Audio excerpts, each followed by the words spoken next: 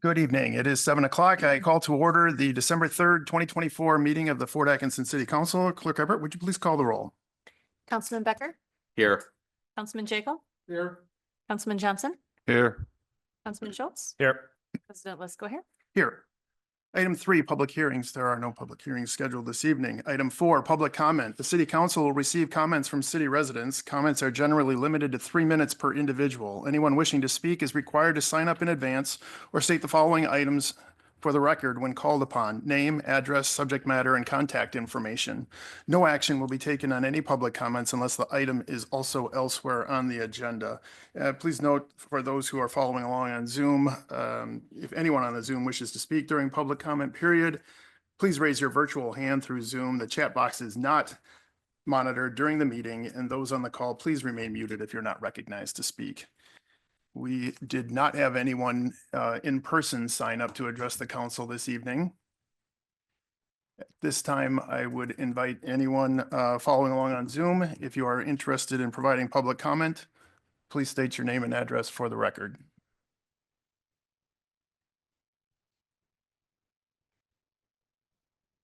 Give one more second. And it appears we have none this evening. Okay, consent agenda. Item 5, the consent agenda outlined below is hereby presented for action by the City Council. Items may be removed from the consent agenda at the request of any one council member. Items not removed may be adopted by one action without debate. Removed items may be taken up either immediately after the consent agenda or placed later on the agenda at the discretion of the council president. I actually did find one typo that is pretty minor, but I think in the context, it's important in the minutes of the November 19th City Council meeting, where it's talking about the resolution to set the budget, item 7A. It says taking jurisdictions. I think that's taxing jurisdictions. Fix that. Thank you very much. Okay, is there a motion? Yep, I move to approve the consent agenda as listed, items 5A through 5C, with the correction that Councilman Becker indicated. Second. A motion and a second. Any further discussion? Seeing none, the motion is to approve the consent agenda as listed on items 5A through 5C with the one correction as noted by Councilman Becker. All those in favor, please signify by saying aye. Aye. Any opposed? Motion is approved. Item 6, petitions, requests, and communications. There are none this evening. Resolutions and ordinances. Item 7A, first reading of an ordinance relating to a zoning map amendment to change the zoning district for the property located at 211 Memorial Drive, parcel number 226-0514-0312-050 from single family residential SR5 to industrial I. This is ZMA 2024-02, building inspector and zoning administrator Drager. Oh, thank you. I will just note quick, I apologize. It's institutional, not industrial. Just Institutional, thank you. okay. Sorry, go ahead. Yes, that's, Thank you. that is an important thing to point out. Yes, so this is a first reading of zoning map amendment. The site is located at the corner of Sherman Avenue East and Memorial Drive. It's an 8,000 square foot existing building, with the remainder of the site is primarily parking. It's about a block from the Fort Healthcare Hospital. This proposal was brought about, the dental office that was previously in there vacated the site and moved across town, and now the building has been vacant for a little while, and they are seeking to fill that space with another tenant. However, it is zoned SR5 currently, which is a single family zoning. Under our previous zoning ordinances, they would be allowed to do a conditional use permit for this type of proposed uses for professional services, dental office, things of those nature. However, our current zoning would not allow for that, and it's prohibited. So they are seeking to rezone the property to institutional, which would be appropriate for the surrounding area. Our comp plan shows this as planned neighborhood, which does list for small community-based facilities of this nature to be surrounded with single family. It does meet all the minimum standards for institutional. We did have a couple comments from neighbors as we had our public hearing at the Plan Commission meeting. One was of curiosity, what was going on with the site. One was mostly making a point to ensure that there would be no traffic issues or conditions or problems with city services in the area. One thing important to note with that is any improvements or changes to the exterior or the site would require site plan approval, which would go before the Plan Commission, so no additional parking or things of those nature. However, institutional does allow for a couple different things other than a dental office, but would be very similar in nature and traffic amounts. Staff does see this as an appropriate move. Also during our zoning change in 2020, the intention was to go and make these existing facilities and to zone them for their appropriate use. However, this is viewed to be a miss or in need of correction, as this should have been originally zoned as institutional during that change. There is no financial impact with this, and staff recommends moving this on to the second reading. And I welcome any questions. Jed, I was just really curious about this one. I have nothing against the rezoning. Do we know when the property was zoned or rezoned as SR5? Has it always been that way since our? That was during the 2020 change to our ordinance. We did our zoning map Okay, at that time, and it was should have been, in staff's opinion, zoned institutional at that time. There are a few properties around the city that this happened to, where it was potentially miszoned, but we have not come across these conflicts. But probably just kind of lumped in with some of the surrounding properties. most likely, yeah. Fun fact, I grew up on Memorial Drive, and that building has been a medical clinic since probably at least the 1980s. Yeah, it was developed and designed for this use.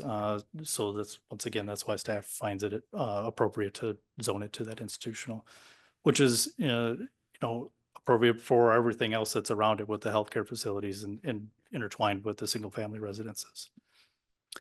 I will just note that in addition to the public hearing, the Plan Commission did take action on this. They did recommend that the city council perform the readings and approve the ordinance to make this zoning change.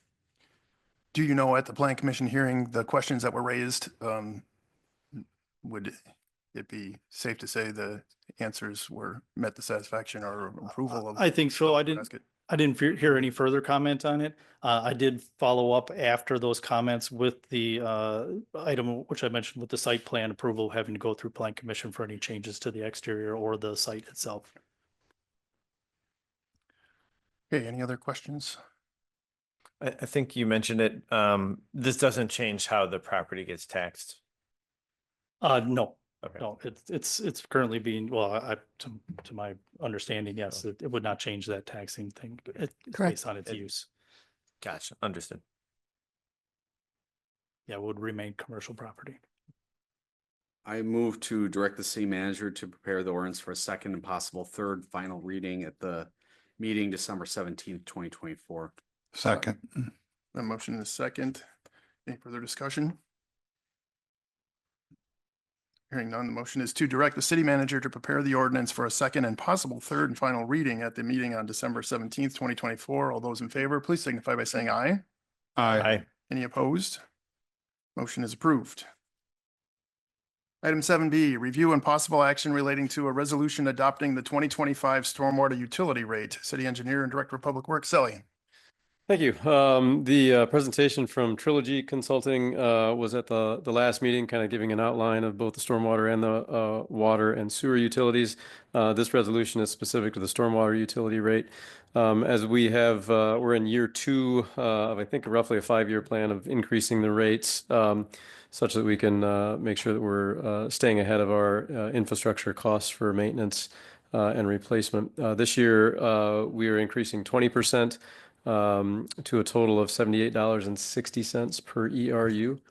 That's an increase of about $12, exactly, actually $12.97 over last year's increase. Most single-family homes in the city are 1 ERU, so that would be representing about a $13 increase to their stormwater bill for the year. I'd be happy to answer any questions that council might have. The comparables that we have had are for communities that are in the Rock River Basin. Correct. Does that location, or does that having that natural resource flow through your community require additional work that, say, somebody further removed from the basin would, whatever their stormwater rates may be? Sure. Yes and no. So going back to that TMDL plan that we've talked about, total maximum daily load, the amount of pollution that we're allowed to put into the Rock River is based upon where you're at along the river, varies. So if you are in the upper portions or the headwaters, you are allowed to put in, I believe, slightly less pollution, which is a little counterintuitive, than if you're further down in like the Janesville area, because the solution to pollution is dilution. So yes, in a very somewhat technical way.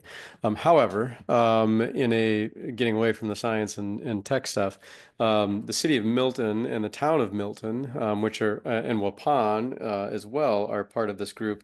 None of them have the Rock River flowing through their areas, but yet they are in the watershed, the basin. So they do have to deal with stormwater permit levels and things like that for their tributary streams. Specific to whether or not they pay more or less, I would expect that probably their stormwater infrastructure is a little smaller than ours. So they may pay a little bit less. I don't know off the top of my head, but that might have some bearing on an answer to your question as well. Thanks for the insight.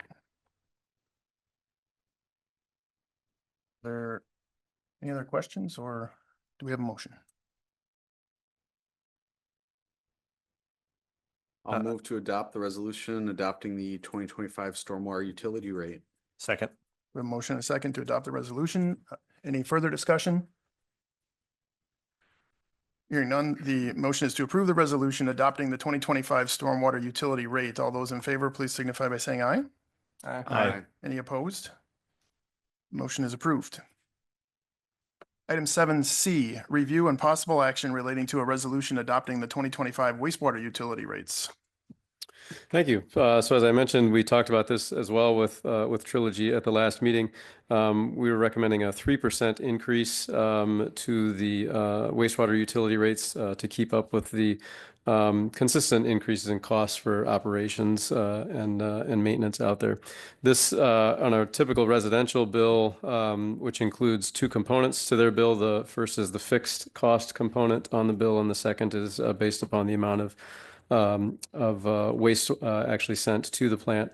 It's about a 75% increase on the fixed component and roughly 9 cents per usage per cubic foot, roughly on the usage side of things. So 3%, not a tremendous increase, I guess is what I'm trying to say there. But it does vary based upon the amount that you use and whether you're billed as a commercial customer or a residential customer. I'd be happy to answer any questions related to that. Just one thing for other residents.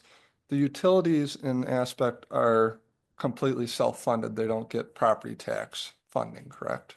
Correct. So if you think of the city tax revenue, that funds what we call the general fund, and then the utilities are really separate businesses, 3 of them: stormwater, water, and wastewater utilities.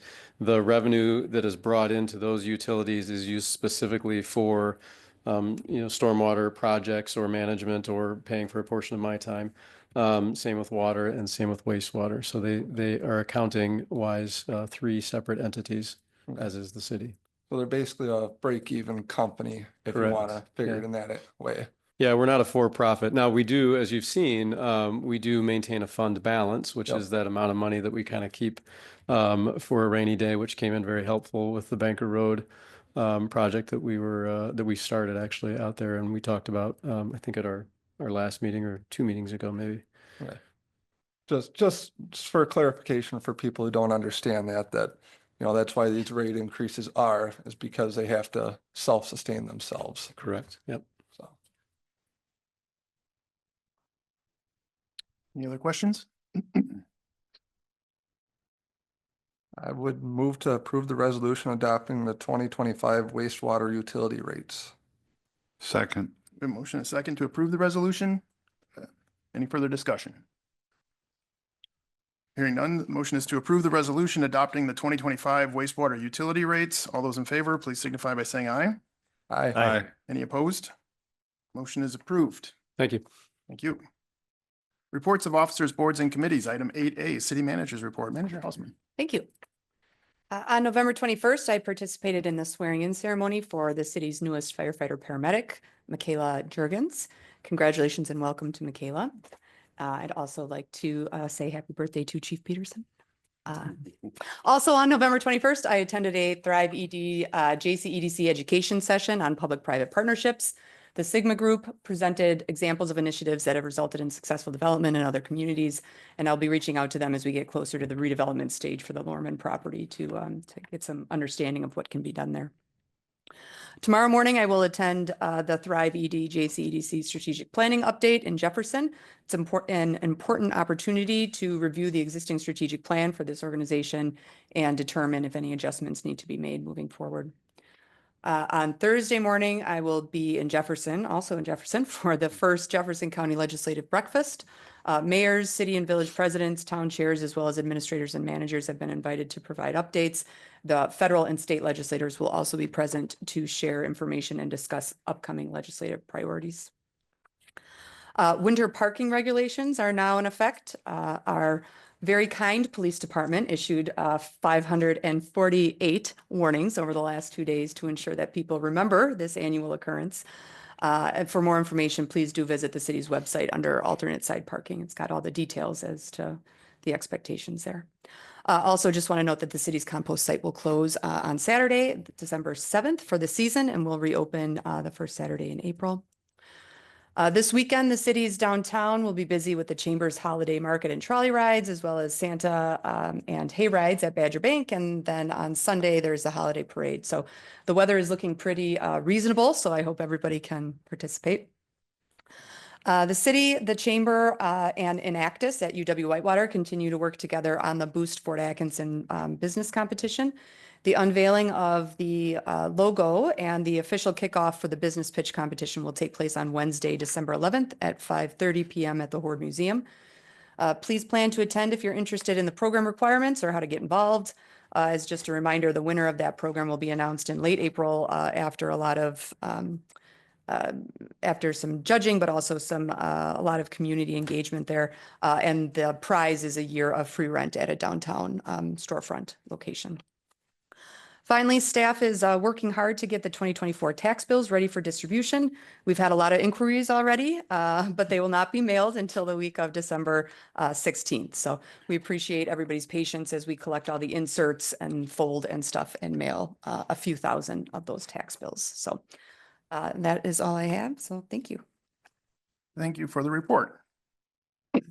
Item 9, unfinished business. There is no unfinished business this evening.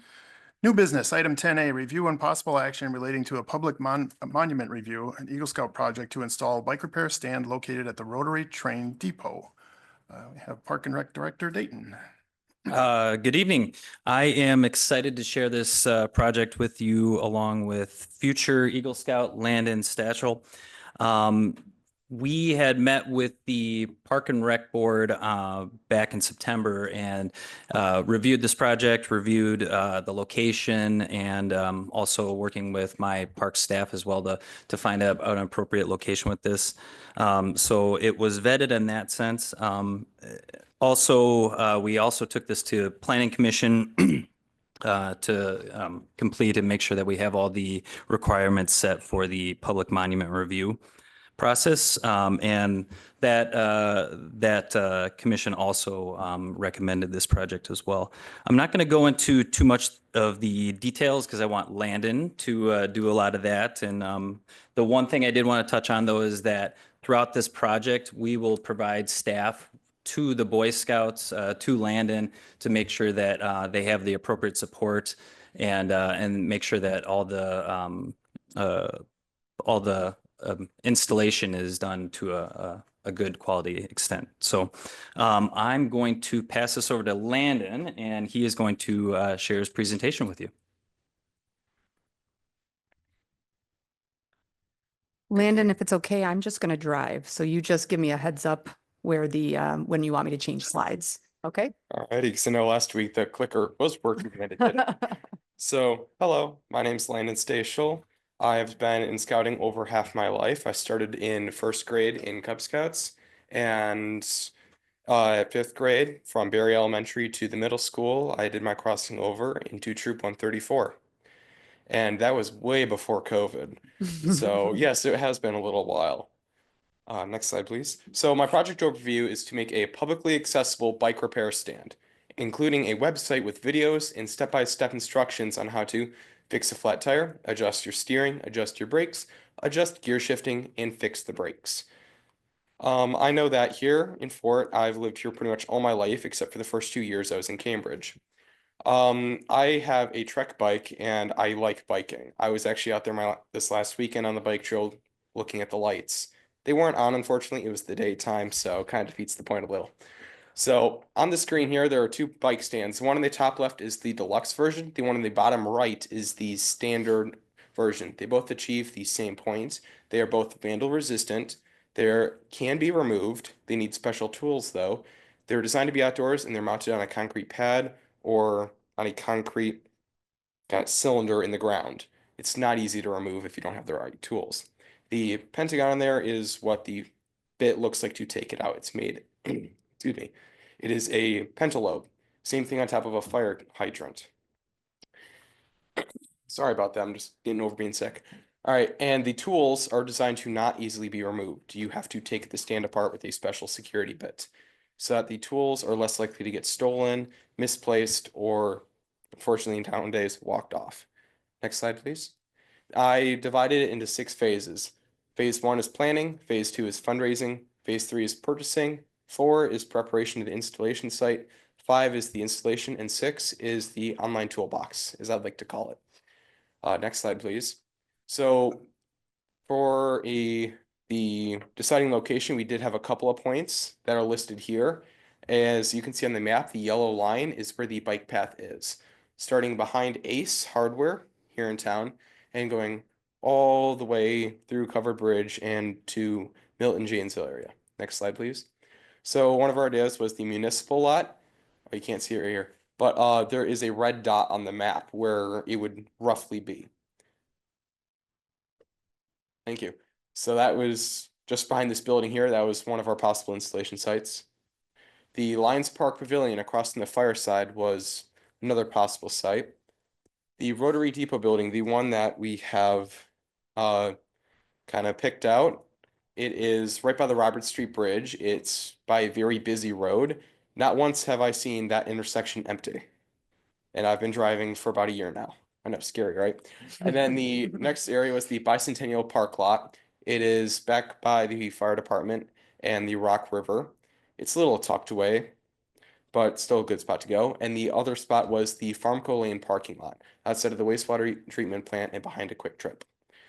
So then into phase 2 would be fundraising. So I'd be asking for donations from businesses, public donations, and other scout fundraisers. I wear a lot of hats in my troop. I'm the SPL, quartermaster, webmaster, and the fundraising guy. And yeah, it's fun. So I kind of juggle around a little bit. So occasionally I might jumble my words together. So please forgive me in advance. So then on to the next one, the preparation of the installation site, such as marking utilities and making a hole for a concrete pad. The spot we picked, I do not believe currently has a concrete pad in it. Phase 5 would be the full installation of pouring concrete, drilling the holes to the anchors, assembly and installation of it, and then cleaning up. The anchors, pretty much, we drill the hole, put the anchor in, hit it with a hammer until it's in the bottom of the hole. And you crank down the bolt and you can't pull it out. Next slide, please. And then making the online toolbox. The rest of my scouts in my troop will have the ability to work with video recording equipment, with bikes, and with tools to make the online toolbox happen. It is a step-by-step video, including instructions and videos of them actually repairing it. And it's I already own all the video equipment, including cameras, software, all of that, and making it easily accessible to anyone through a QR code and or a URL on the bike stand. And that's the end of my presentation. Any questions? How much, as far as fundraising goes, how much do you think that you will need to complete the project? So for that skydives, just the stands itself, the standard bike public work stand is 775, and the deluxe version is 1,845. The difference between them is the deluxe one has a vandal resistant air pump. I tried contacting them about shipping. They have not gotten back to me yet. I could just go to voicemail. No, weird, right? And I do not know the cost of the concrete off the top of my head. I would estimate for the standard one about $1,000, and for the deluxe version, possibly up to 2,000. And Landon, you'll be working with our Parks and Rec staff throughout this process so they can assist with some of the estimating for concrete and things of that nature. Yes, they've done this much more than I have. Yeah. Great. Oh, great presentation. I also agree with the location. The Rotary Train Depot is one who uses the trail very often. That's a very kind of visual spot next to the water fountain that they have there, and the little, I forgot the little building next to it. I can't come up with the right word. but- Pavilion? Yes, pavilion. Thank you. It's a great place to rest, especially after a run or whatever. But no, great work and great presentation. Thank you. When you brought this to the Park and Rec Committee meeting, I feel there's a lot of feedback for you and helping you decide this location. Along with Councilman Schultz, it's a very well picked and well thought out project for you to move forward with. Thank you. Yeah, I think it's a great project too. It's obviously very useful. I was just curious with this model of repair stand you picked out, is there going to be any kind of maintenance that's required on it long term or anything? The deluxe version with the air pump, yes, occasionally taking the pump apart and inspecting the seals in it to make sure that they're properly lubricated, to make sure the seals are in good shape and condition. It is about every 6 months, and depending on use, it could be you only have to go out there once a year, or you might have to go out there 3 times, depending on how often it's used.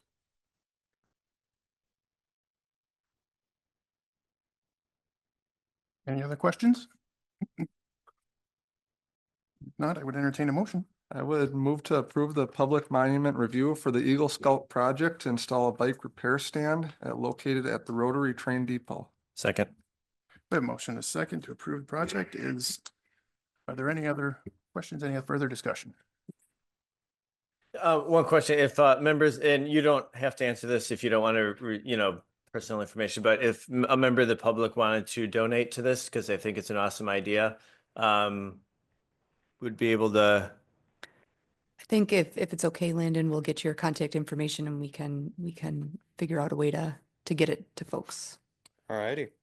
And work through our Parks and Rec director perhaps to make that happen? All righty. Thank you. Okay, we do have a motion and a second. Any further discussion? Hearing none, motion is to approve the public monument review for the Eagle Scout project to install a bike repair stand located at the Rotary Train Depot. All those in favor, please signify by saying aye. Aye. Any opposed? Motion is approved. Thank you. Great addition to our wonderful amenity. Thank you. Item 10B, review and possible action relating to a contract for construction engineering services from Quam Engineering. Director Sully.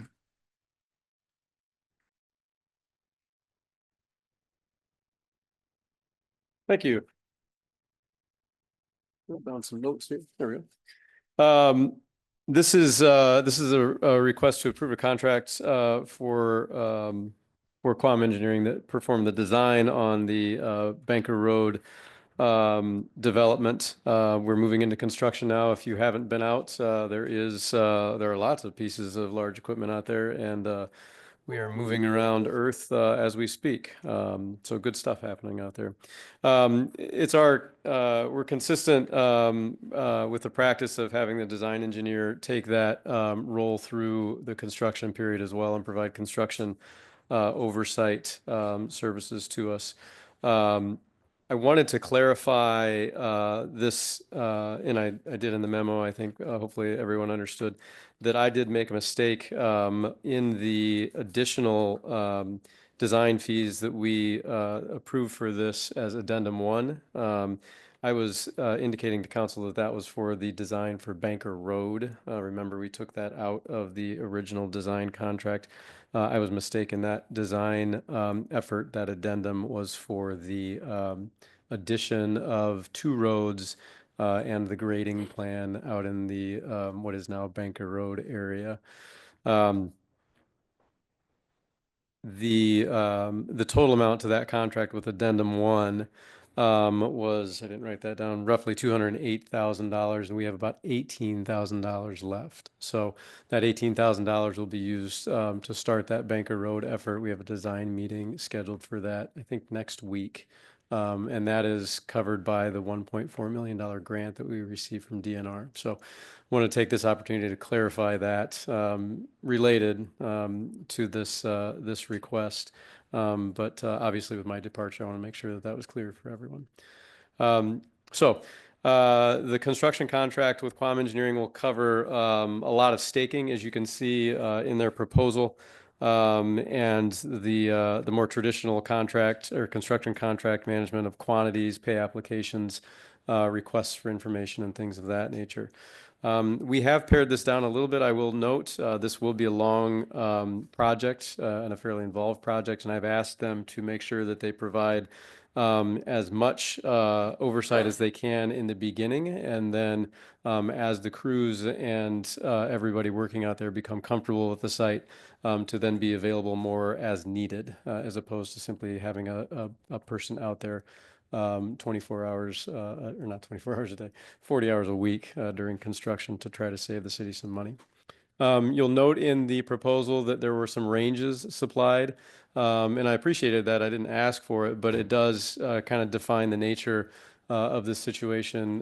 Is a little bit of an unknown, so we're asking Quam Engineering to provide us a guess, essentially, at what it's going to take to get this project through construction between now and September the 1st. And there's a lot of unknowns and variables there, as council is aware, but that was the reason for those ranges that were placed in that proposal.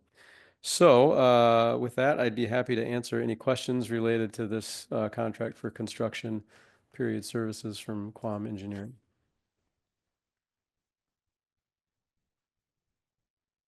Are there any questions for Director Selly?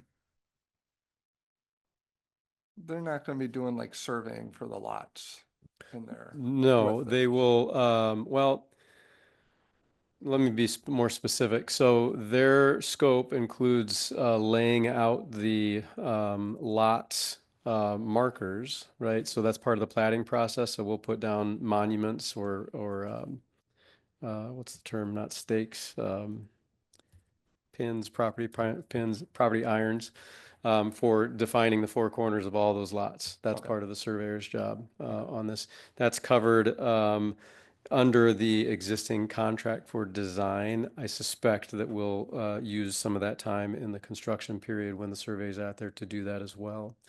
So they will be doing that. They will not be doing surveying for, say, staking out a house or staking out the multifamily development that might occur out there. That That's will on be on the developer.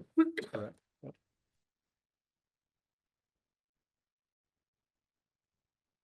Any other questions? I will note before a motion may be made, I incorrectly indicated 178,750 in the memo. It's actually 178 even. So if we could reflect that correctly in the motion, I'd appreciate it. 178,000 rounded number. Noted. I would move to approve the contract for construction engineering services for the Banker Road infrastructure project from Quam Engineering for an amount not to exceed 178,000. Second. We have a motion, a second to approve the contract. Any further discussion?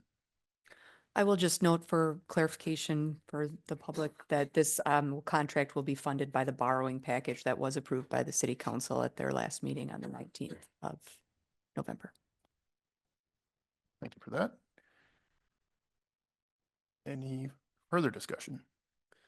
Maybe I will note one clarification as well. This will come back to council once we understand what it will take to design the Banker Road corridor under the DOT grant. We have a lot of that work already done. The surveying is done for most of that corridor because we started thinking that we were going to include that in this construction. So you will see likely Quam Engineering come back with another proposal to finish out the design of the Banker Road corridor to council. I would guess probably sometime in the January to March timeframe.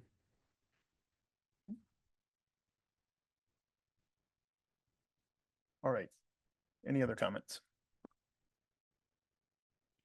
Hearing none, the motion is to approve the contract for construction engineering services for the Banker Road Infrastructure Project from Quam Engineering in an amount not to exceed $178,000. All those in favor, please signify by saying aye.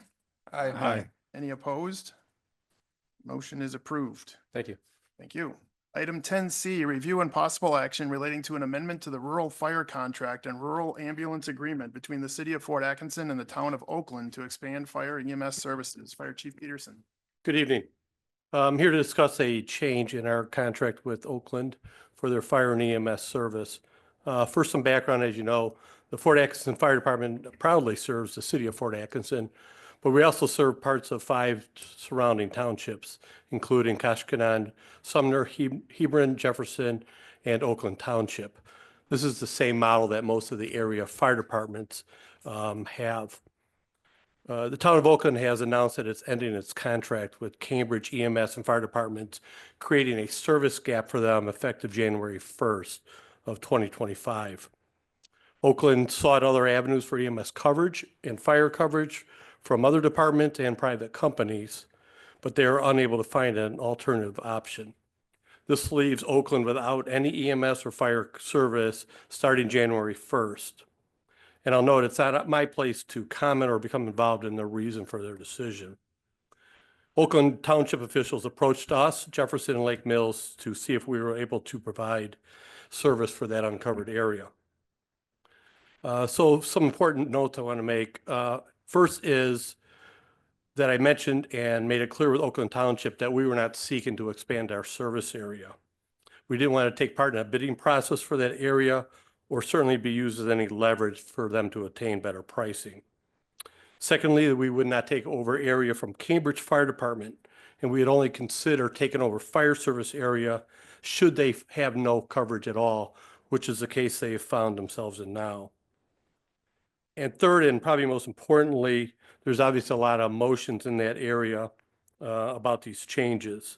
Our 3 departments only became involved in this when we found that they had no coverage. And we, in good conscience, couldn't sit by being the next closest department and not offer to assist them.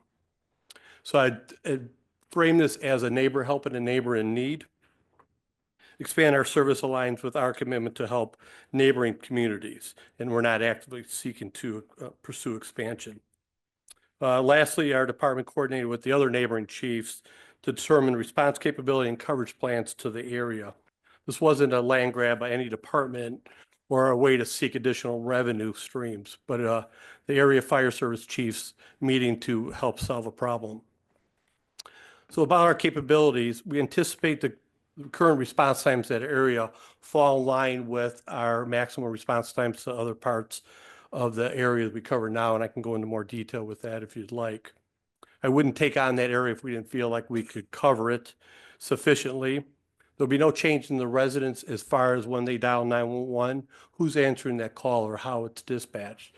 Currently, Jefferson County Sheriff's Office handles that for Cambridge and will be handling it for us also. So there'll be no interruption in that service. The next important point is we've created a new MABUS card. And as you know, the MABUS system predetermines a response to areas to get neighboring departments and assets moving as quick as possible. So we've created a new MABUS card for that area, and in that MABUS response for that area of Oakland, we'll be using Cambridge EMS and Cambridge Fire Department. And we've in discussion with those chiefs to make sure it works as good as possible, and we're using them as the best we can. The comments out there that there'll be houses burning in Oakland while Cambridge engines are sitting in quarters is patently untrue and a dangerous thing to say. They'll be responding just like the rest of us will to a fire in that area. Some additional contract details. It's about 14.6 square miles that we'll be covering additionally with about 680 people. And based on the call information we're getting from last year, looks to be about 40 additional calls. This is a one-year contract with the town of Oakland, effective January 1st, 2025 to December 31st, 2025. And as you know, during 2025, we'll be renegotiating with all the townships for a new contract. And hopefully by then we'll have a more permanent solution to that issue up there. The memo I provided the council has more financial details, but I can say the fire service fees are consistent to what we're charging them now. And then the EMS fees are basically the same as the going rate and what the two other departments will be charging. So with that, staff recommends City Council approve the amendment to the fire contract and ambulance contracts to ensure continued coverage to the area of Oakland.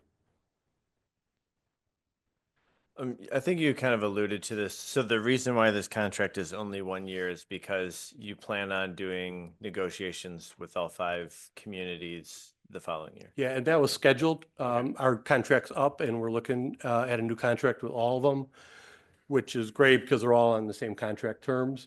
And we're looking at that point to have them have some better solution to this, or if they're going to stay with us, have it in that contract. I think that's a good thing to point out. This is a 1 year, so this basically gives them a blanket of 1 year to come to a better solution if they can with their jurisdiction. This is not an uncommon thing, is it, throughout the state, that, you know, they might change departments from area to area? Yeah, and I would say unfortunately, yes, there is some movement with the townships. The first thing I'll mention is, and it's certainly up to the city council, but if they were to come to us in a few months and say, hey, we have a better solution, would you consider getting out of the contract? I would leave it up to the council to make that determination, but it would be something to consider.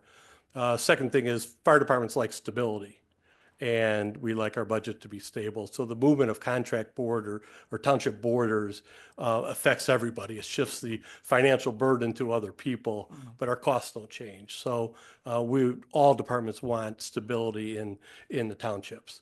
As you may recall, almost exactly a year ago, this happened in township of Astalon, where they lost coverage from Lake Mills EMS that went out of service, and they found themselves without coverage. Almost exactly like this. When I was the chief in Johnson Creek, we stepped up being the closest neighbor along with the Jefferson Fire Department and offered the same thing, that we are your immediate neighbors.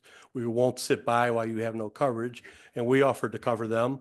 They were able to work it out, and then we canceled that temporary contract. So this isn't an unusual situation, but it goes with the public service model of neighbors stepping up to help other neighbors in time of need. And I believe the township of Koshkonong had a similar scenario a couple of years ago. So it's, yes, Yep. definitely something. Yep. Yeah, Sadly, too many fire districts are, you know, having this problem all Right. over. I will just mention with that, really was a, you know, who could serve, which department could serve that piece, because it was Bingham's Point on the south side of the lake, Yep. if you recall. And we did cover it for a while, and then it was determined that the Lakeside Fire District could cover it better. So I wouldn't say happily, but we certainly, I mean, we We want the best train- for every citizen, whether they're Absolutely. our direct citizens or neighboring citizens. Right. So, and yes, glad you point out that, you know, as a house burning out in that area, they're not waiting on us to get there. If it's a burning house, you're calling in mutual aid before we're even dispatching. Yeah, and thank you for mentioning that as part of our model, that if somebody were to call and say, I have a smoke in my house is burning, I see a neighbor's house burning, the dispatch center automatically goes to that neighbor's card and dispatches everything all at once. So when we hear our dispatch, so will Cambridge and Lake Mills and Jefferson and Lakeside, all the departments will hear at the same time and begin going to there. And which is a great model, right? We don't have to wait to get there to say, oh, we're going to need some help. So it's not a perfect solution, but it's, rest assured, people are coming to help them and the closest department will still be coming. I'd also add, there's very few departments that have service areas that they're the closest on. Meaning the way departments are laid out, there's always going to be edges of district that are closest to closer to other departments. It's just a fact of the map. But we do the best we can by having mutual aid and auto aid with those agencies to get resources coming as fast as we can. And we'll just say it this way, that's a risk you take with living out in that kind of area. That's correct. It is a rural area. Yep. I actually know the chair of the Oakland Town Board. I've known her for quite a while. I've always found her to be a very high integrity person and had the chance to talk to her yesterday for a little bit. And she reiterated, just like you said, Chief, that Fort Atkinson did not come to Oakland seeking additional customers. They came to us, as well as Jefferson and Lake Mills. She was very complimentary of your professionalism as well as the other two fire chiefs involved. And, acknowledge, just like you kind of mentioned, that this could be a long-term thing. This might be just a short window. And I think everybody understands that going in, but this is a chance to, kind of assist and serve a neighboring community. And I would think we would hope another community would do the same if the roles were reversed. So I think this makes a lot of sense right now. For the record, I think many of us, if it hasn't been shared, like we did get some emails from individuals. It wasn't very clear if they were even residents of Fort Atkinson. Have we had any feedback from Fort Atkinson residents regarding this issue? I think one of those emails came from somebody who was a resident of. Okay. of Fort Yeah, Atkinson. it wasn't very clear based on the information they provided, but anyway. This won't cause us to need to purchase any more vehicles to service this? No, it won't. We've looked at our call volume now and determined that our department is more than capable of handling an additional 40 calls a year. We pride ourselves on the fact that we rarely, if ever, call for mutual aid to cover an ambulance in our town, that we aggressively backfill our station once a vehicle goes out or goes out into the townships, going to be gone for a while, that we make sure that we have coverage in the station. There's no shame in using mutual aid. It happens, and it could happen to us tonight where we get 4 calls at once. But based on the staff amount we have, we typically will always have people in station to handle a call. And that's a fair question, I think. You're sending a vehicle from Fort Atkinson out to a greater area. Are we going to be covered? And we looked long and hard at that and determined, yes, we can cover that area successfully. Otherwise, I wouldn't do it. I just want to follow up on that a little bit. You said so aggressively backfill. How do you actually, how does it work? If you have an ambulance that is called out, what takes place? So on a call in Fort Atkinson, we will send 2 people in the ambulance. If it's determined it's a more high acuity call, the engine will chase with 3 more, and they're all EMS trained. If we determine that they're going to be on that scene for a while or couldn't leave if there's a second call, we will put a call out for off-duty people and part-time people to respond back to the station. So they'll come into the station and man the next engine and the next ambulance. Should we get a call at that point, they would go ahead and respond with that ambulance out to the scene. Because that was one of the concerns among those who may have contacted us all or individually, that we will be pulling resources away from the city. And it is true, but we also have plans for to backfill in those cases. And it's obviously not a concern of yours in that this happens all the time. You get an ambulance called out, a fire truck called out, and there is a Right. response plan in place to handle anything that may happen subsequent to that initial call. That's exactly right. And it's credit to the council and the manager that we spend money to do that, where I don't think a lot of departments would. They would wait till they got that other call to bring people in. We go ahead and spend that ahead of time and bring those people in to make sure that we're protected. So it's a model that we're following now and feel for 40 additional calls, we can handle that with our call volume.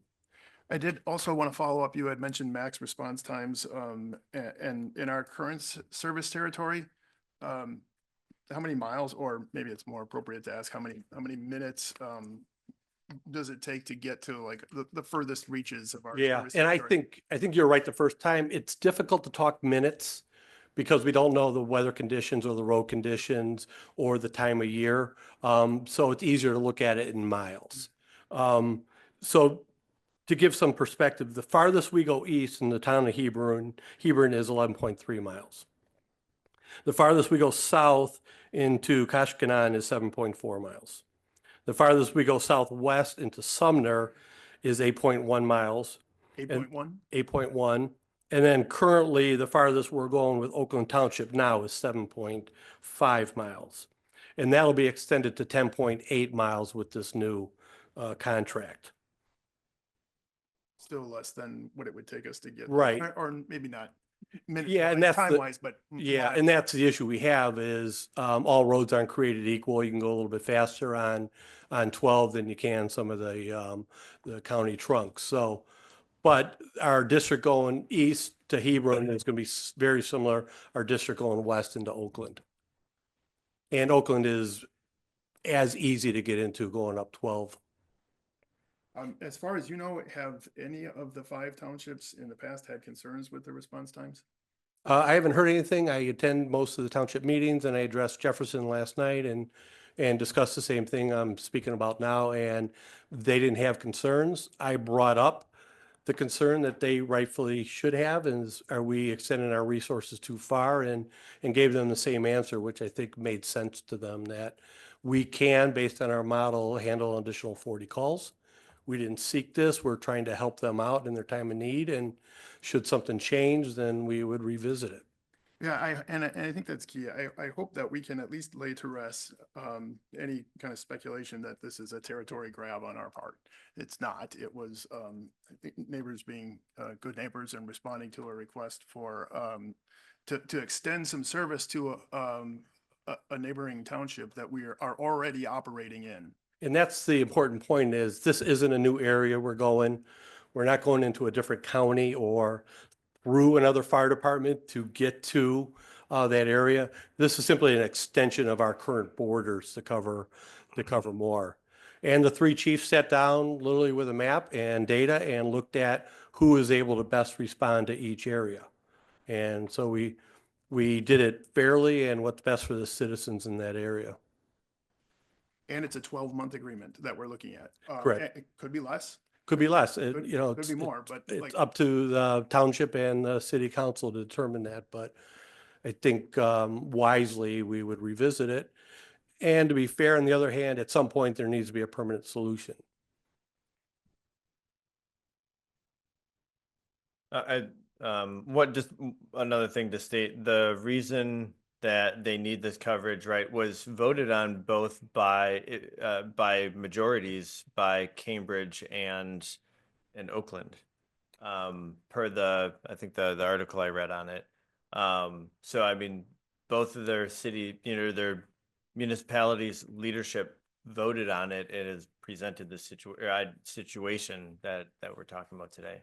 And I can't speak directly to that. What I can say is Oakland Township has voted on this and approved this already, which you have in your packet. And I've been to many meetings up there to answer their questions and assure them that we wouldn't take this on if we didn't feel like we could cover those areas successfully.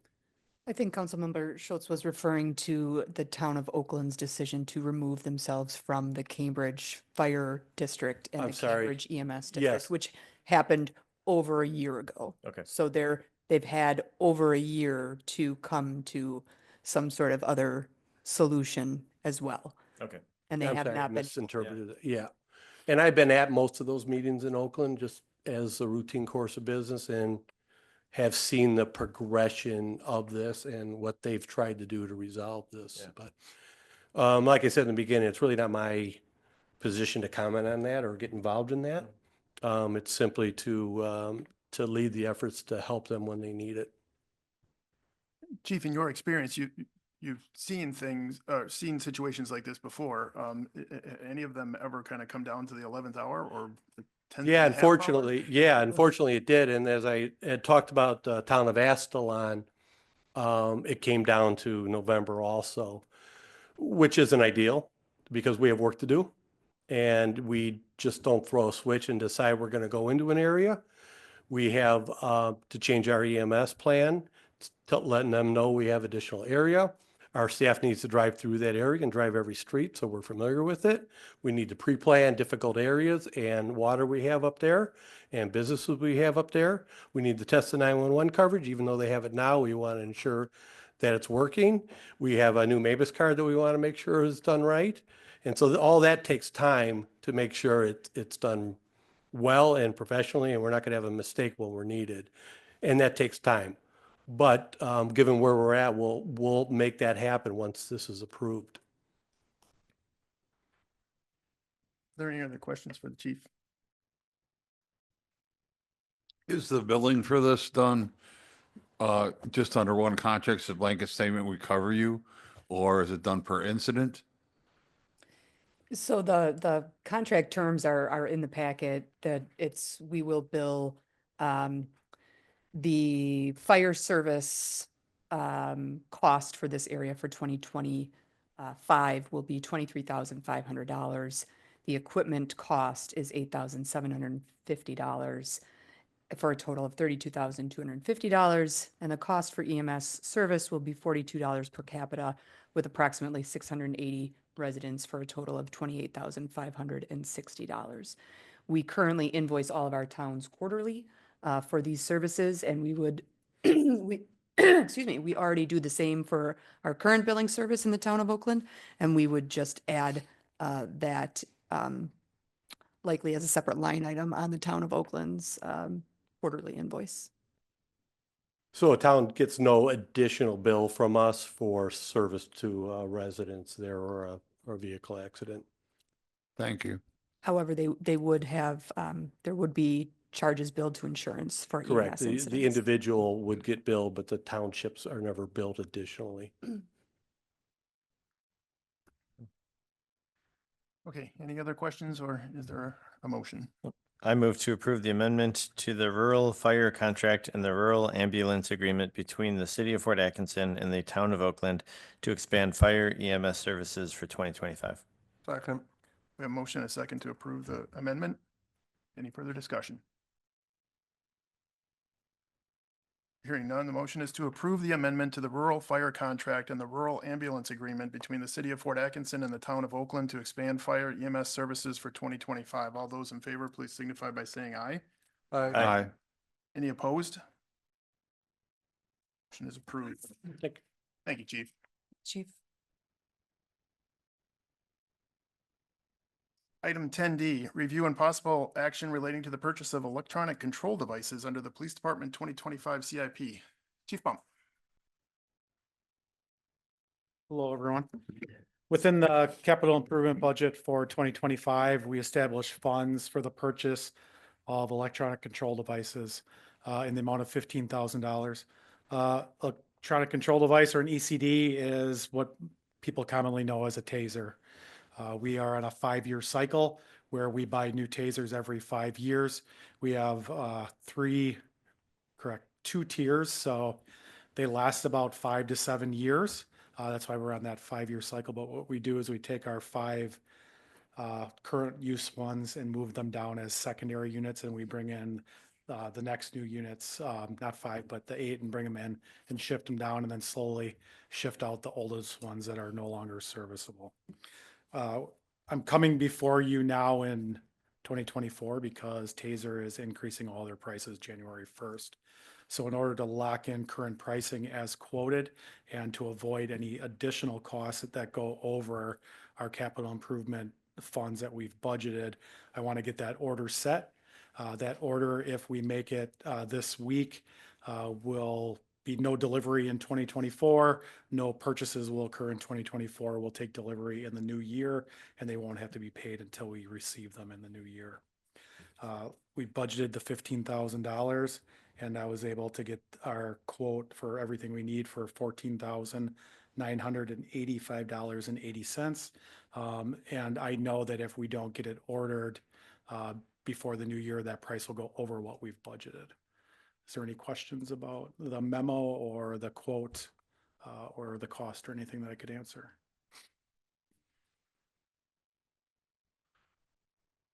Any questions for the chief?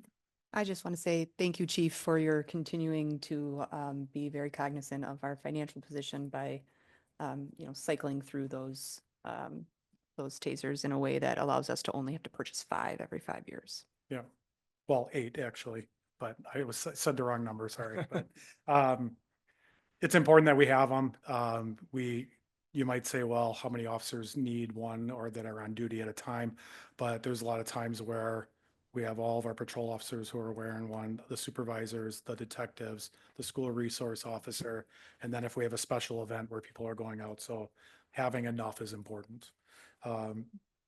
So my request today is to move forward with the capital improvement purchase and order, not to exceed the $14,985.80, knowing that we will not take delivery or make any purchases until 2025.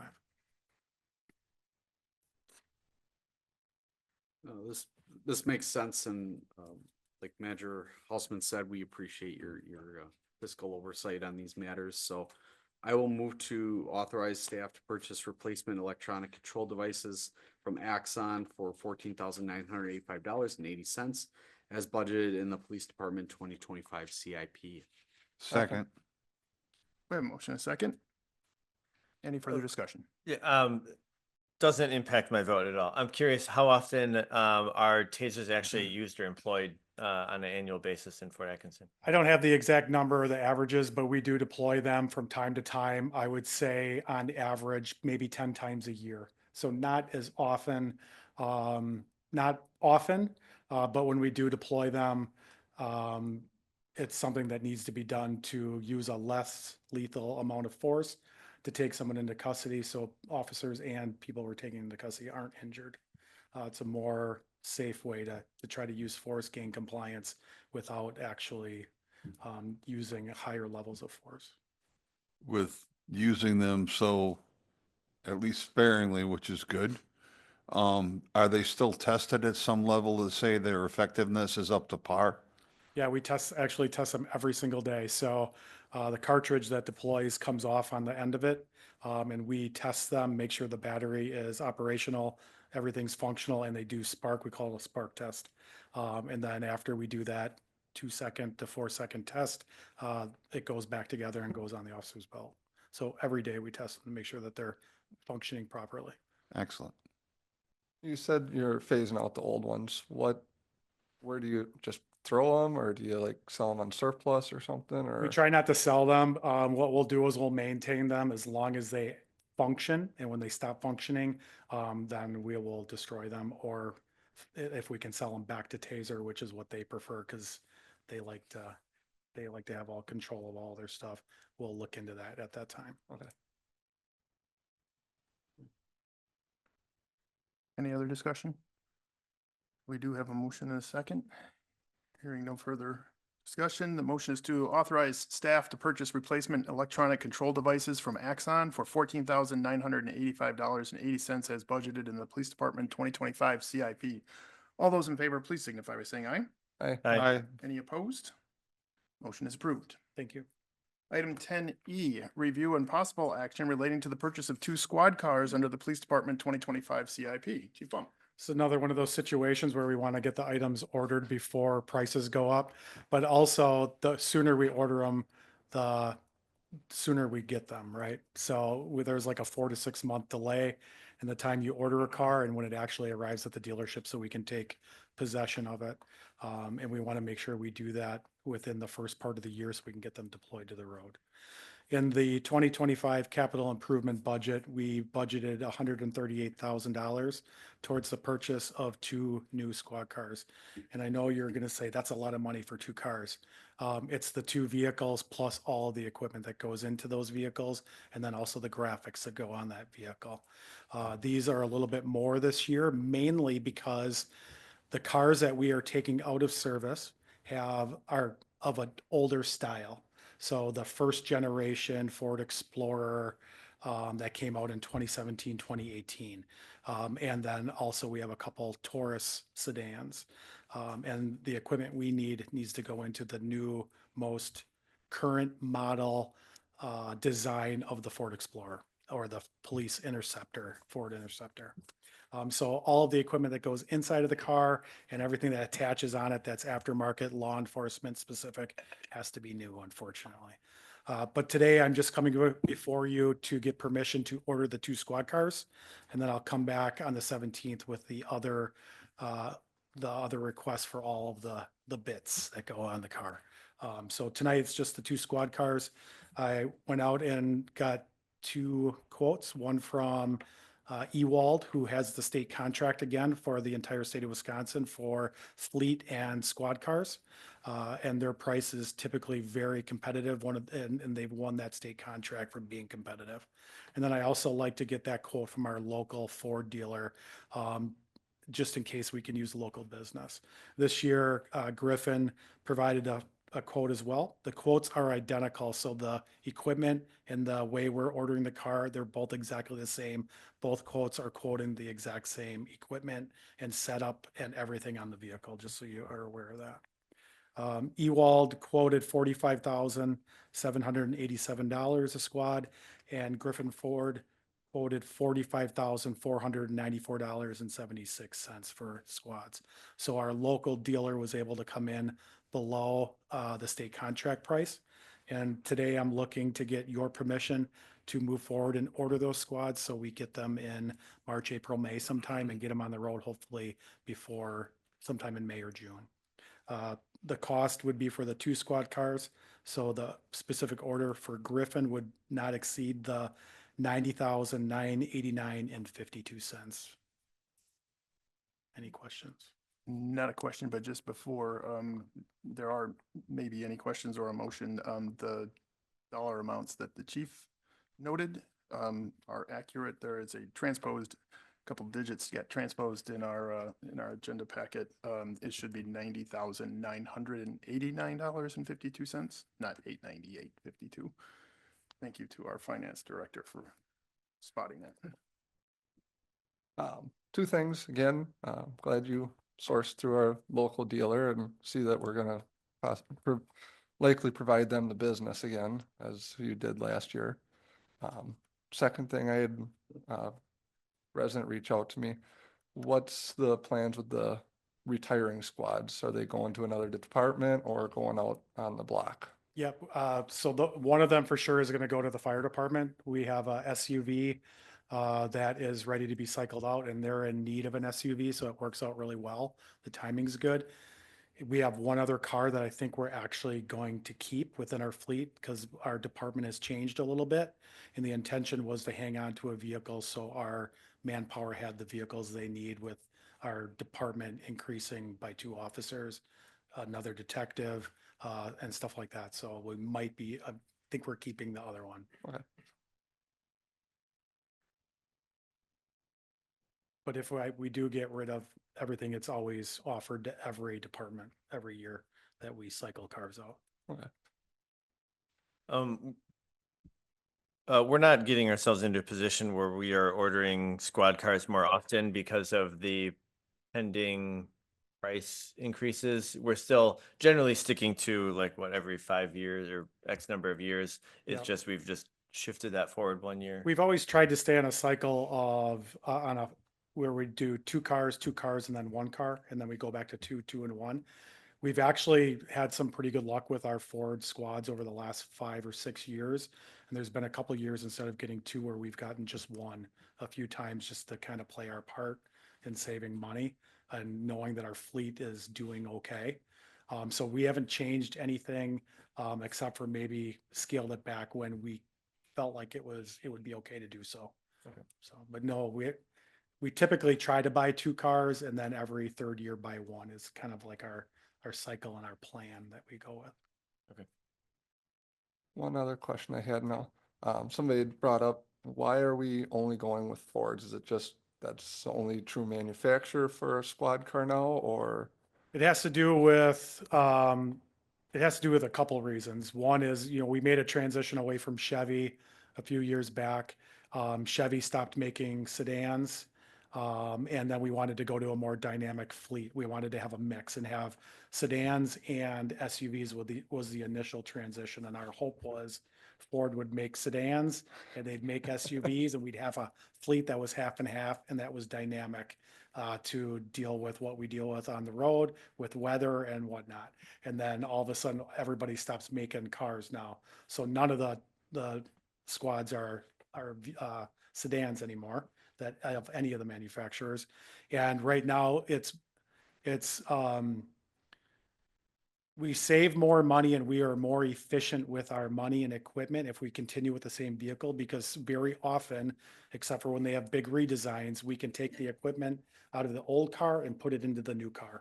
And we are getting more life out of the equipment that goes into the car. So that's one of the biggest reasons where I can save money. And so that's why we've stayed with Ford. And we've just had really good luck with Ford. And the amount of repairs that we have to do and maintenance, we've saved a lot of money since we've moved away from the Chevy. So that's one of the biggest reasons. And our mechanics at the DPW are really able to do really good work on those vehicles as well. And we have a local dealer as well that can do all any warranty work on the first year or two. So there's a few reasons that we're kind of on that Ford platform now. And the city manager will not let me go to Lexus or Mercedes. I gotta stick with the Fords.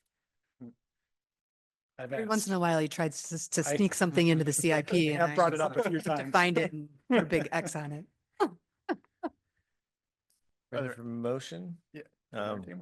I move to authorize staff to purchase 2 squad cars from Griffin Ford for $90,989.52, budgeted in the police department 2025 CIP. Second.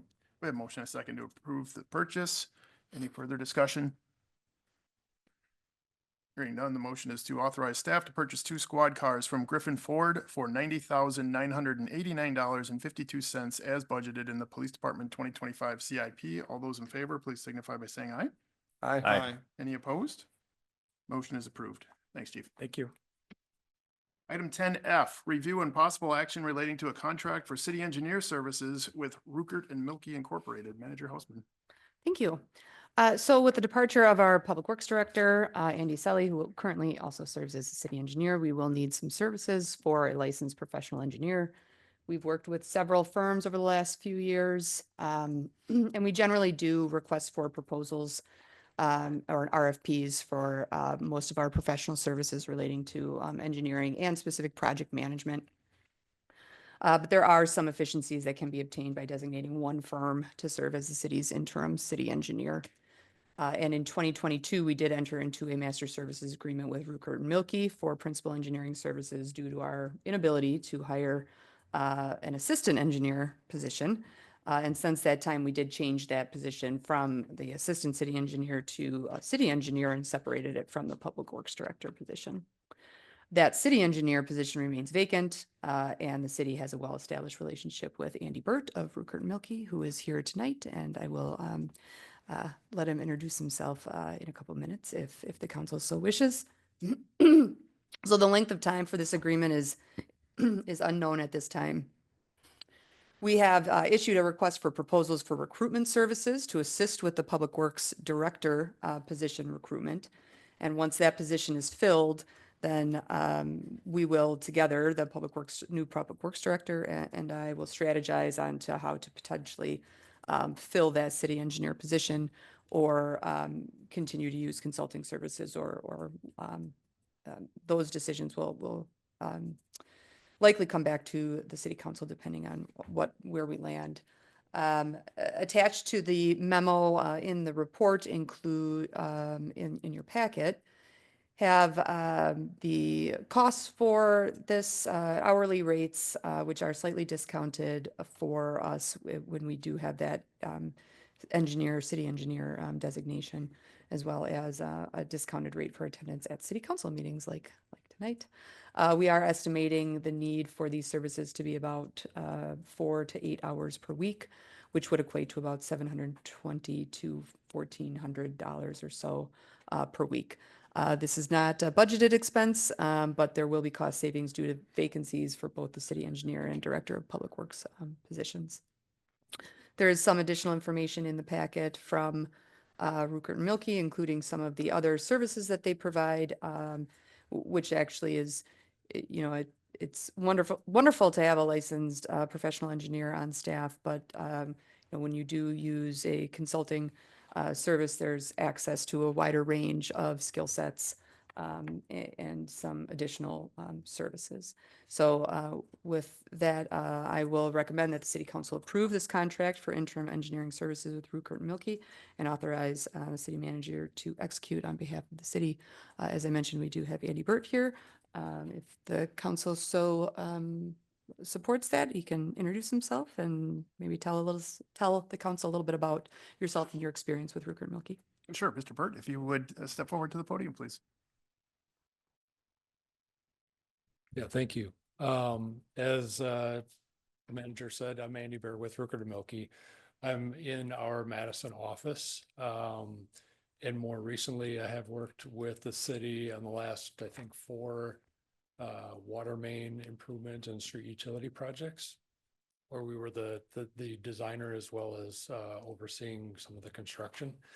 I've been in this business going on 30 years now as a consulting engineer. I'm a civil engineer in my schooling and background, and been project manager on a number of projects, ranging from a lot of municipal projects as well as some larger private development projects, and also working on the state of Wisconsin projects.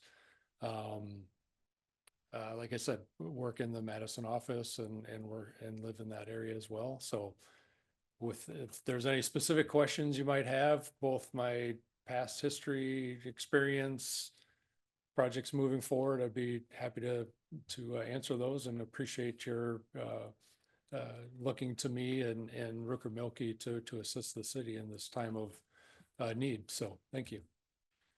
A question, I think I read in here somewhere that you have an engineering 6 designation, or? Yes.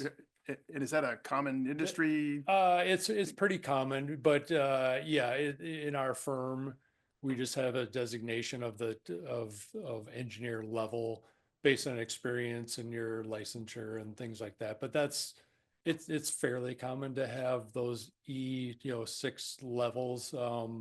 I don't know if they're exactly equitable across all firms, but they generally all have some level of engineering, which dictates the rates, and it's largely based on your experience. And as that number increases Yes. from 1 to 6, Correct. it Correct. reflects. Absolutely. additional Absolutely. experience. Yep. And I assume you've probably seen some of the types of work that might be coming your way. Yes. Comfortable with those? Yeah, I've been having some meetings with the manager and Andy Selly as well to go over some of the current projects that he has going on, like the Banker Road. I was involved in a couple of those meetings today, as well as a number of other ones. And in addition to some projects that we anticipate a little bit more attention needed here in the near future. And then I know how the municipal government works. There will be things that pop up, resident calls and things like that may need a engineering, input on. And so I'm, prepared and have done things like that before. Great. Yeah, I appreciate you speaking and sharing your experience. I'm comfortable with this. I just wanted to make sure I understood the rationale.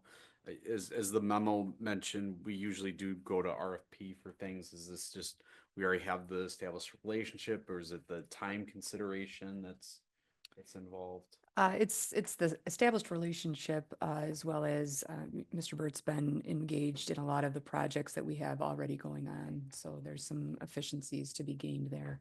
And going to RFP for something like this is, we certainly could have done that, but we already have that master services agreement in place. Sure.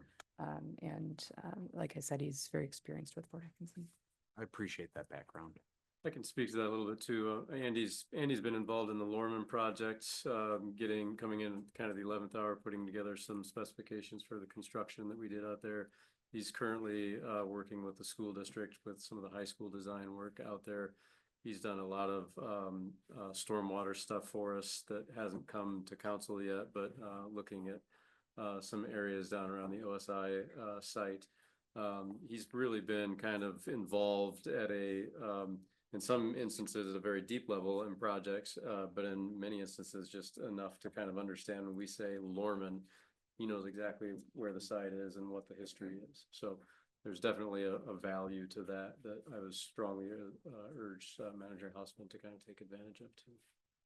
That's great to hear.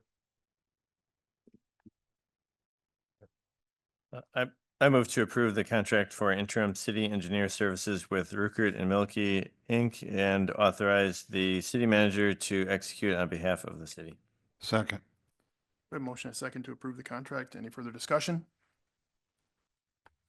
Hearing none, the motion is to approve the contract for interim city engineer services with Ruckert and Milky Incorporated and authorize the city manager to execute on behalf of the city. All those in favor, please signify by saying aye.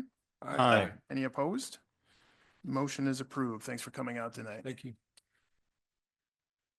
Claims, appropriations, and contract payments. Item 11A, review and possible action relating to the verified claims presented by the Director of Finance and authorization of payment. I move to approve the verified claims as presented. Second. We have a motion and a second to approve verified claims. Any discussion? Hearing none, motion is to approve the verified claims as presented. This is a roll call vote. Councilman Becker, Aye. Councilman Jekyll, Aye. Councilman Johnson, Aye. Councilman Schultz, Aye. President Lesko here. Aye, motion is approved unanimously.